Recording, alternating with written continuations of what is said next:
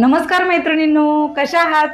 वर्षभरासाठी लागणारा मसाला संपलाय आणि तोही बनवण्याचा प्लॅन करताय आणि तेही होळीनंतर मैत्रिणींनो.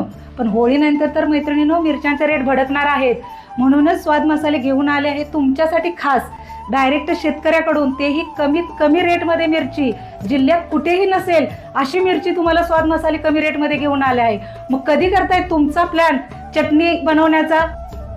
पण स्टॉक मर्यादित आहे, तर आजच या संधीचा फायदा घ्या.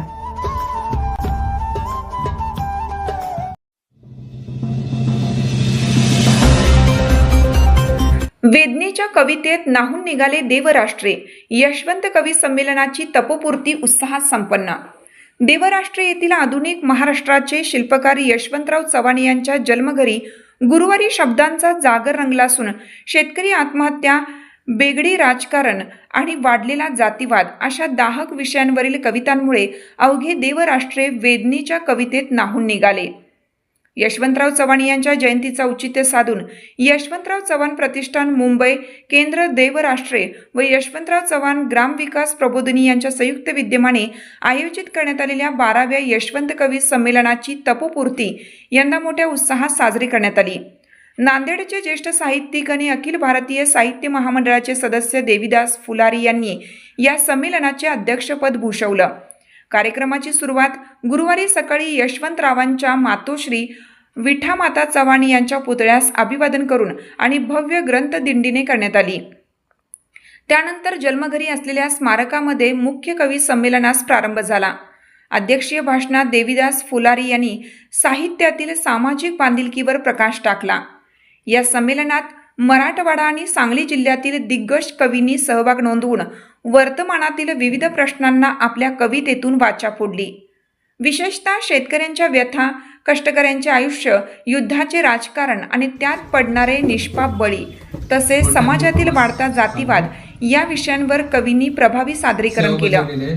या संमेलनात ज्येष्ठ विडंबनकार प्रभाकर साळेगावकर, राजेसाहेब कदम, अतुल कुलकर्णी, महेश कराडकर, ॲडव्होकेट बाबासाहेब मुळी, प्राध्यापक विश्वनाथ गायकवाड, सु.धो. Mohite, advocate Subhash Patil, Raghuraj Metkari, Ramzan Mulla, Satish Lokhande, MB. जमादार, आनंद हरी, हिम्मत पाटील, संदीप नाझरे, संतोष काळे, सुरेंद्र कामत, दीपक पवार, सिराज शिकलगार, दत्ता मानुगडे या मान्यवर कवींनी सहभाग घेऊन आपल्या कविता सादर केल्या.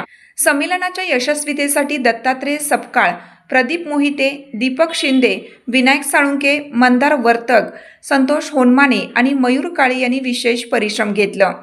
परिसरातील मोठ्या संख्येने उपस्थित असलेल्या रसिक श्रोत्यांच्या प्रतिसादाने हे संमेलन अत्यंत भावुक आणि वैचारिक वातावरणात संपन्न झाले.